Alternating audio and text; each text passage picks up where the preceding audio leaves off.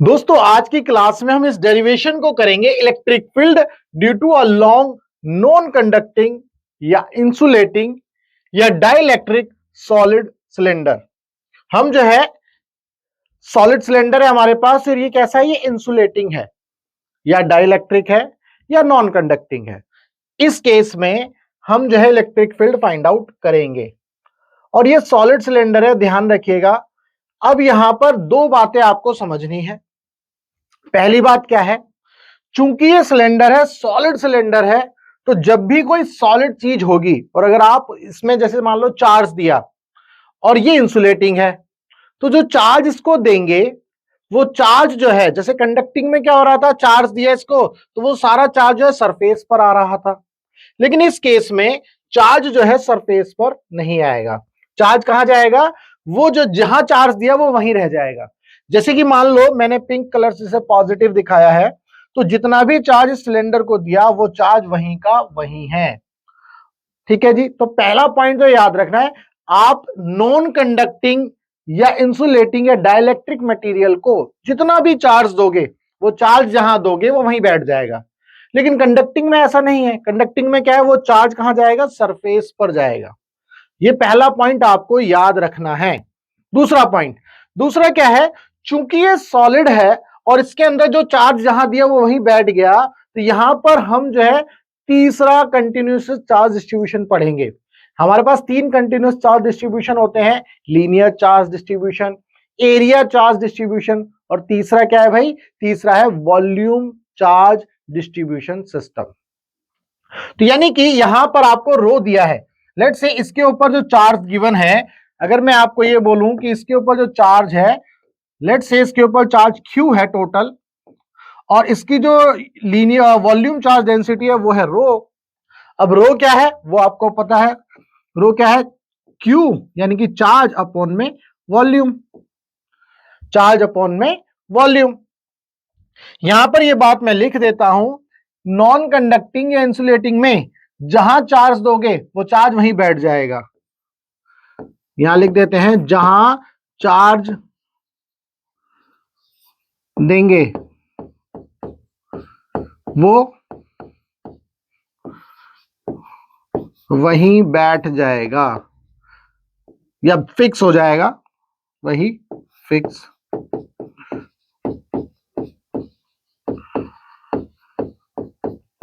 वो वहीं फिक्स हो जाएगा। ठीक है जी। तो यहां पर जो चार्ज है बेसिकली जब आप इसको देंगे तो चार्ज वहीं पर फिक्स हो जाएगा, जैसे मैंने यहां पर दिखाया है। अब यहां पर ये दो बातें आपको समझ में आ गई कि भाई एक तो ये और दूसरा यहां पर हम क्या यूज करेंगे, वॉल्यूम चार्ज डिस्ट्रीब्यूशन सिस्टम। अब इस सिलेंडर की जो रेडियस है, लेट से वो कैपिटल आर है, ठीक है, और इसकी जो लेंथ है, टोटल लेंथ लेट से कैपिटल एल है। इसमें भी कोई समस्या नहीं है। अब हम क्या करेंगे, इलेक्ट्रिक फील्ड निकालेंगे, जैसे सॉलिड सिलेंडर के केस में किया था और कंडक्टिंग के केस में किया था, बिल्कुल वैसा ही हम करेंगे। तो अब हम यहां पर गॉस लॉ की मदद से इलेक्ट्रिक फील्ड निकालेंगे। तो सबसे पहले, ये मैंने थोड़ा इसको बड़ा कर दिया है, तो सबसे पहले मैं केस लूंगा, केस नंबर 1, जैसा हमने पहले भी किया है। केस नंबर 1, लेट से जो रेडियस है वो क्या है, आर आई, यानी कि इनसाइड में हम देख रहे हैं R is equal to R I, और ये आर आई क्या है, कैपिटल आर से क्या है, कम है। ये पहला केस है, यानी कि हम कहां देख रहे हैं, इनसाइड में देख रहे हैं। कहां देख रहे हैं भाई इलेक्ट्रिक फील्ड, इनसाइड में इलेक्ट्रिक फील्ड देखेंगे। तो पहले मैं इनसाइड में क्या करूंगा भाई, आप खुद सोचो। गॉस थ्योरम क्या कहती है कि जब भी आपको इलेक्ट्रिक फील्ड निकालनी है तो आप क्या बनाओगे, एक गॉसियन सरफेस बनाओगे। तो लेट्स से कि मैंने गॉसियन सरफेस बनाया,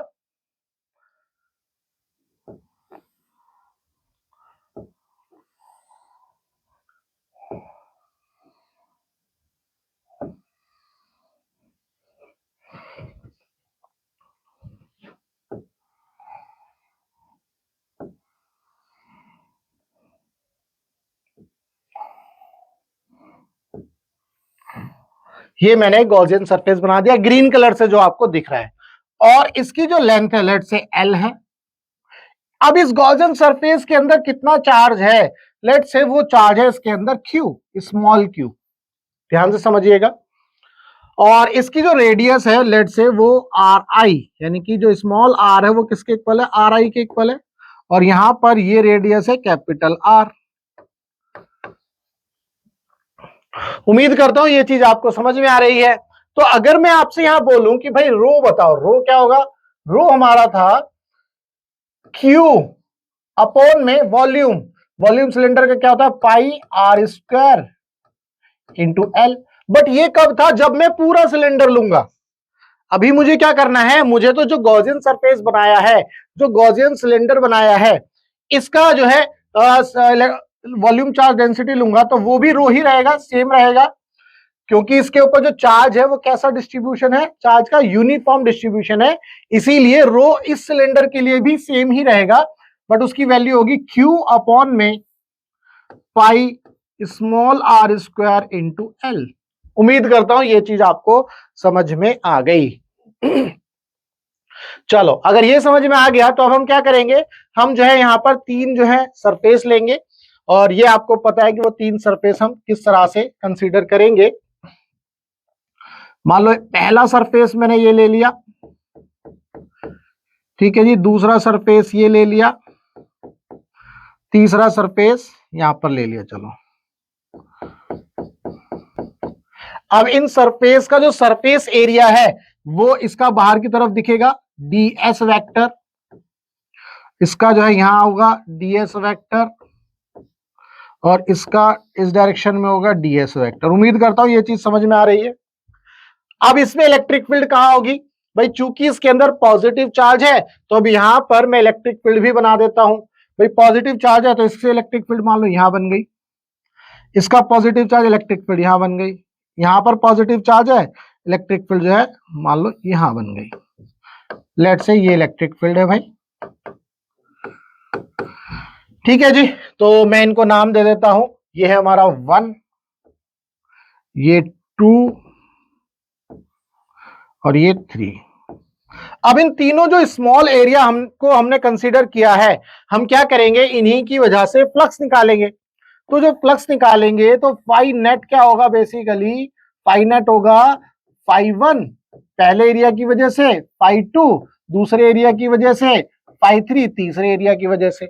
अब यहां ध्यान से देखो, फाई 1 कितना होगा, फाई 1 होगा, फाई बेसिकली क्या होता है गॉसियन सरफेस में जो फाई होता है, मैं यहां लिख देता हूं समझाने के लिए, फाई क्या होता था E इंटू ds, और क्लोज सरफेस का integration that is equal to Q in net divided by epsilon naught. ये गॉस लॉ था हमारा। तो गॉस लॉ ये बोलता था, तो यहां पर ये E डॉट ds, ये क्या है, बेसिकली डॉट प्रोडक्ट है, डॉट प्रोडक्ट है, तो इसका मतलब E ds cos थीटा। अब यहां पर cos थीटा यानी कि दोनों के बीच में इलेक्ट्रिक फील्ड और एरिया वेक्टर के बीच में क्या एंगल बन रहा है, 90 डिग्री। तो जो फाई 1 है वो 0 हो गया, फाई 2 कितना हो गया, फाई 2 की बात करें तो यहां पर जो एंगल है दोनों के बीच में 0 है, तो cos 0 की वैल्यू क्या हो जाती है 1, cos 0 की वैल्यू क्या हो जाएगी 1, तो ये एज इट इज चला जाएगा E इंटू ds। अब फाई 3 की वैल्यू क्या होती है, फाई 3 की वैल्यू देखो, इलेक्ट्रिक फील्ड और एरिया वेक्टर के बीच में कितना एंगल बन रहा है 90 डिग्री, ये इलेक्ट्रिक फील्ड है, ये एरिया वेक्टर है, तो यहां पर इनके बीच में 90 डिग्री बन रहा है, तो cos 90 0, अगेन 0। तो यहां से जो बेसिकली फाई नेट आया आपके पास वो किसके इक्वल आ गया, 0 into this plus this plus 0, तो ये आ गया आपके पास close integration of E into ds। अब गॉस लॉ बोलता है ये किसके इक्वल है भाई, ये है Q in net divided by epsilon naught. अब यहां से बेसिकली हम क्या निकालेंगे, इलेक्ट्रिक फील्ड को फाइंड आउट करेंगे। तो कैसे करना है ये देखना है, तो मैं अब इसको नेक्स्ट पेज पर लिख देता हूं, E into ds that is equal to Q in net divided by epsilon naught। देखो भाई ये E कांस्टेंट है, बाहर आ जाएगा, E की वैल्यू कांस्टेंट है, ये क्लोज इंटीग्रेशन में ds चला गया, और Q in net, ध्यान से देखेंगे इस गॉसियन सरफेस के अंदर कितना चार्ज है, इस गॉसियन सरफेस के अंदर जो चार्ज है वो है Q, स्मॉल q। तो क्या मैं यहां पर ये लिख सकता हूं इस क्यू इन नेट की वजह से क्यू अपॉन में एप्सिलॉन नॉट। अब एक और चीज यहां देखेंगे, क्या मैं यहां से इस क्यू की वैल्यू को निकाल सकता था? क्यू क्या हो जाता? Rho into pi are square into l. तो इस क्यू की वैल्यू को उठा करके मैं वहां रख सकता हूं ई। अब इसका भी इंटीग्रेशन कर लो भाई। सरफेस एरिया लेना है इसका भाई, इसका सरफेस एरिया। क्यों? इलेक्ट्रिक फील्ड जो है ऐसे ऐसे जा रही है, तो इसका सरफेस एरिया क्या लोगे? क्योंकि यहां तो इसकी वजह से जीरो, इसका सरफेस एरिया कंसीडर ही नहीं हुआ, इसका भी जीरो। तो हमें सिर्फ कर्व सरफेस को देखना है। जब कर्व सरफेस को देखेंगे तो इसका एरिया क्या हो जाएगा? इसकी रेडियस है स्मॉल आर, ठीक है, तो और लेंथ है L.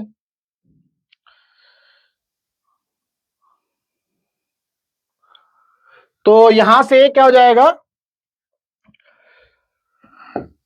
2 pi r into L, that is equal to q किसके इक्वल है और स्मॉल क्यू किसके इक्वल है? Rho pi are square into l.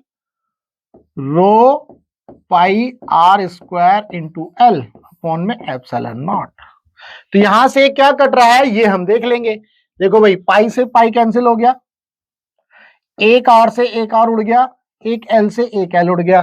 तो इलेक्ट्रिक फील्ड क्या आ गया आपके पास? E is equal to rho into small r upon में 2 एप्सिलॉन नॉट। ये इलेक्ट्रिक फील्ड कहां आया? इनसाइड में। ये है केस वन, जिसके अंदर हमने ये देखा कि जो इलेक्ट्रिक फील्ड इनसाइड में आई वो आ गई रो आर अपॉन में 2 एप्सिलॉन। उम्मीद करता हूं ये चीज आपको समझ में आ गई। अब यहीं पर ही अगर मैं ये देखूं केस टू, ध्यान से देखेंगे केस टू यानी कि एट सरफेस। जब हम एट सरफेस करेंगे तो जो स्मॉल आर है वो किसके इक्वल हो जाएगा? कैपिटल आर के। तो इस इक्वेशन में स्मॉल आर की जगह क्या रख दोगे? Capital R. Electric field at surface वो क्या हो जाएगी? Rho into capital R upon में 2 एप्सिलॉन। ये जो स्मॉल आर था बेसिकली आर आई था हमारा, इसको मैं ऐसे लिख देता हूं आर आई, है ना, क्योंकि ये वेरिएबल मैंने जो स्मॉल आर है उसको वेरिएबल बनाया ताकि आपको समझ में आए, है ना। बुक्स में क्या करते हैं वो आर अंदर भी आर ले रहा होता है बाहर भी आर ले रहा होता है, तो कंफ्यूजन हो जाती है बच्चे को। इसीलिए मैंने क्या किया, स्मॉल आर जो है वेरिएबल लिया है और इनसाइड में रेडियस है आर आई। अगर सरफेस पर है तो कैपिटल आर, आउटसाइड में हम आर नॉट ले लेंगे, आर ओ ले लेंगे, ठीक है। तो उम्मीद करता हूं ये चीज आपको समझ में आई। यहां से एक चीज और आप देख सकते हो इस वाली इक्वेशन में, ये देखो इलेक्ट्रिक फील्ड इनसाइड ये डायरेक्टली प्रोपोर्शनल है स्मॉल आर के। ये बात अभी आप नोट कर लीजिएगा, है ना, डायरेक्टली प्रोपोर्शनल है स्मॉल आर के। यानी कि जैसे जैसे रेडियस बढ़ेगी, जैसे जैसे हम एक्सिस से दूर जाएंगे वैसे वैसे इलेक्ट्रिक फील्ड की वैल्यू बढ़ेगी। अगर मैं यहां पर ये भी एक केस लेता हूं, केस 3 मान लो, ये भी ले सकते हैं हम। एट एक्सिस, एक्सिस का मतलब क्या हो गया? स्मॉल आर जो है वो किसके इक्वल हो गया? जीरो के। जब स्मॉल आर जीरो के हो गया तो इलेक्ट्रिक फील्ड यहां पर क्या आ गई? जीरो। ई एट एक्सिस वो क्या आ गई? जीरो आ गई, ठीक है। तो यानी कि सिलेंडर के एक्सिस पर इलेक्ट्रिक फील्ड जीरो है, और जैसे जैसे हम इससे दूर जाएंगे वैसे वैसे इलेक्ट्रिक फील्ड जो है आर के डायरेक्टली प्रोपोर्शनल है। तो जैसे जैसे आर बढ़ेगा वैसे वैसे इलेक्ट्रिक फील्ड भी बढ़ेगी, यही तो है इसका मतलब। तो यहां पर हम जो है इस तरह से इसको देख सकते हैं। अब हम देखते हैं दूसरा केस, मतलब next case, case number 4।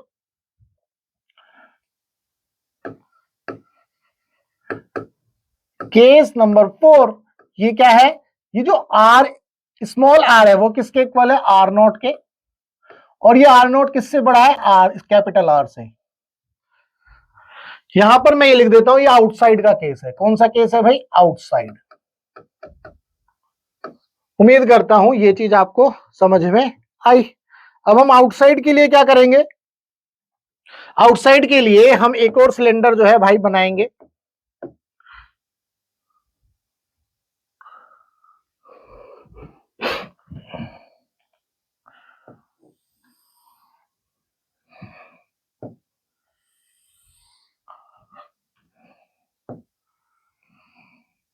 Gaussian surface बना रहे हैं, ये ध्यान रखिएगा।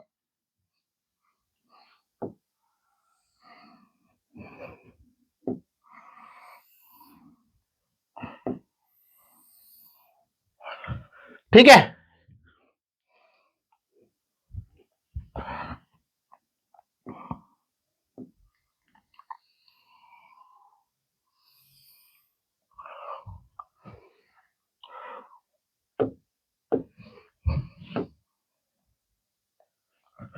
ये बना दिया हमने गॉसियन सरफेस। ग्रीन कलर से जो आपको दिख रहा है ये बेसिकली क्या है, गॉसियन सरफेस बनाया गया है।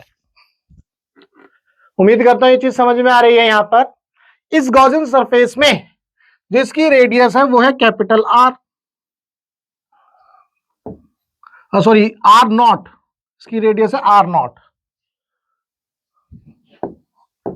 और ये वाली है हमारी कैपिटल आर, इसमें कोई समस्या नहीं है। इसकी जो लेंथ है स्मॉल एल, और यहां पर जो रेडियस थी वो कैपिटल एल थी, कोई दिक्कत ही नहीं थी इसमें। ग्रीन वाला जो है हमारा गॉसियन सरफेस है, ये बात आपको समझनी है भाई। अब हमें क्या करना है, अब हमें जो है फिर से यहां पर 3 सरफेस लेने हैं और हम फ्लक्स देखेंगे। तो पहला सरफेस तो मैं ये ले लेता हूं, तो पहला सरफेस तो ये ले लिया मैंने। लेट्स से जो पहला सरफेस है वो ये ले लिया। दूसरा सरफेस कहां लेंगे, यहां लेंगे क्योंकि गॉसियन सरफेस पर लेना है। तीसरा सरफेस हमारा ये वाला हो गया। अब इन तीनों सरफेस पर आप ध्यान से देखो, अगर इनका एरिया वेक्टर देखो तो इसका बाहर की तरफ आएगा ds वेक्टर, इसका भी बाहर की तरफ बनेगा ds वेक्टर, इसका भी बाहर की तरफ बनेगा एरिया वेक्टर ds वेक्टर। अब हम क्या करेंगे, इलेक्ट्रिक फील्ड देखेंगे। चूंकि पॉजिटिव चार्ज है इससे इलेक्ट्रिक फील्ड इधर की तरफ जाएगी, ऊपर तो जा नहीं रही है, इधर जाएगी, तो इसकी इलेक्ट्रिक फील्ड इधर चली गई।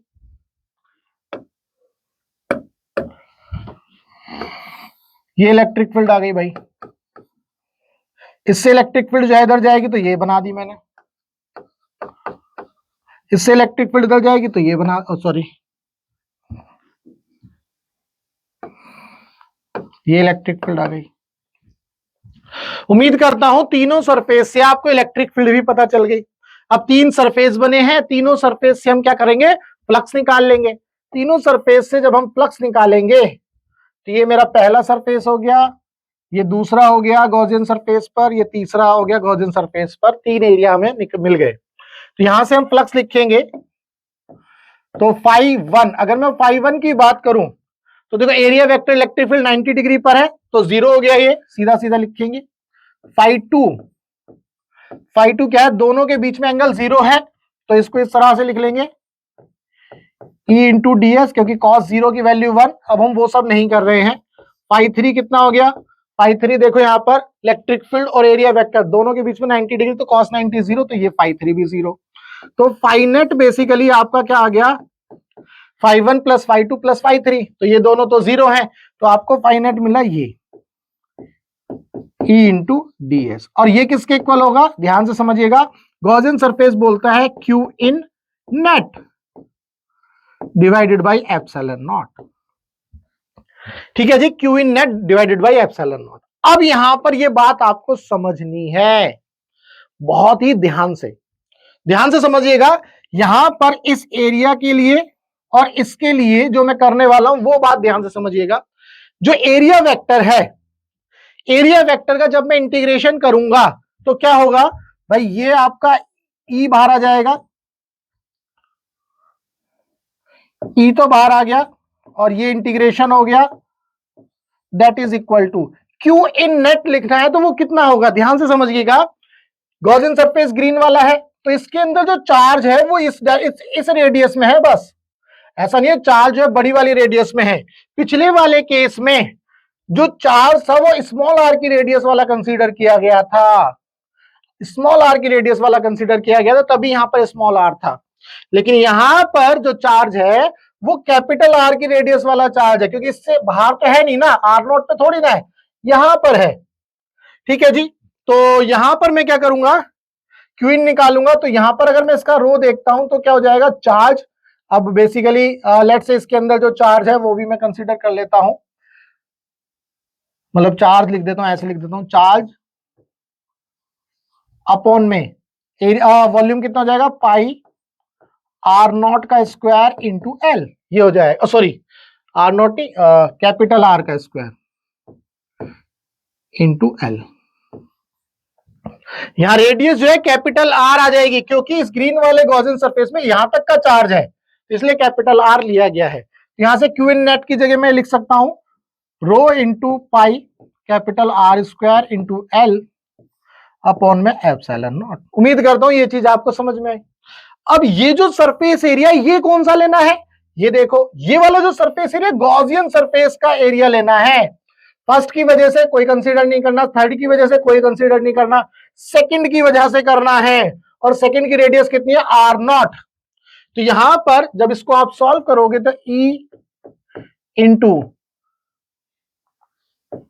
2 pi R naught into L that is equal to rho into pi are square into L upon में एप्सिलॉन नॉट। अब जो जो कटेगा वो काट दो आप, पाई से पाई कैंसिल, एल से एल कैंसिल, कुछ और नहीं कट रहा है। तो इलेक्ट्रिक फील्ड की वैल्यू कितनी आ गई भाई, E is equal to rho R square upon में 2 epsilon naught R naught, 2 epsilon naught R naught. उम्मीद करता हूं ये चीज आपको समझ में आ गई। और ये इलेक्ट्रिक फील्ड कहां पर बनी है, आउटसाइड में। ठीक है जी, ये इलेक्ट्रिक फील्ड कहां बनी, आउटसाइड में। यहां से हम एक चीज और देख सकते हैं, अगर मान लो यहां पर एक जो इलेक्ट्रिक फील्ड है ई आउटसाइड, ये देखो इनवर्स रिलेशन रख रही है किसके साथ, आर नॉट के। आर नॉट हमारा इस केस में आर था, तो इसका मतलब ई आउट के लिए जो स्मॉल आर है वो इनवर्स रिलेशन रख रहा है ना। और इनसाइड में कैसा रिलेशन रख रहा था, डायरेक्ट रिलेशन रख रहा था। तो इनसाइड में डायरेक्ट रिलेशन है, आउटसाइड में इनवर्स रिलेशन है।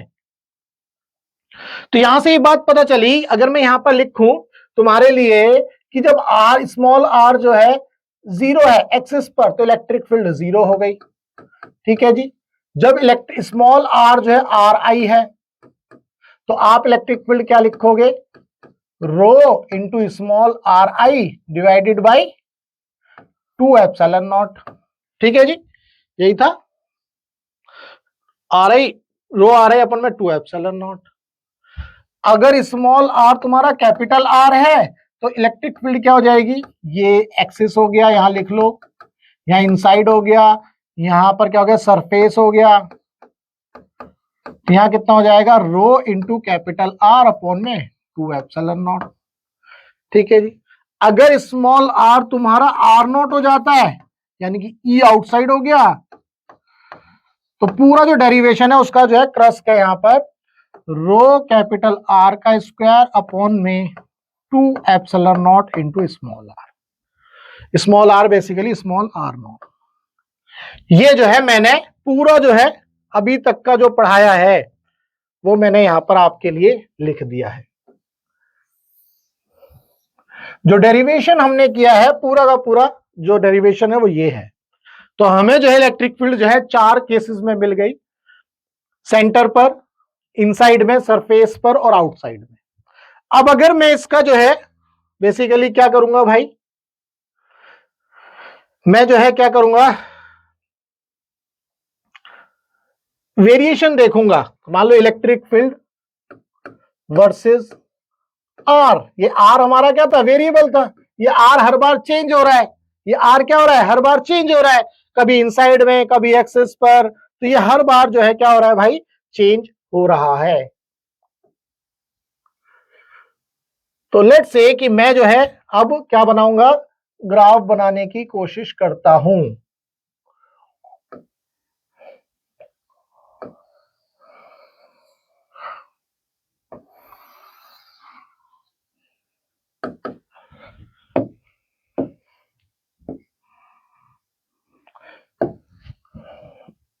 थोड़ा सा जो है बड़ा बनाते हैं।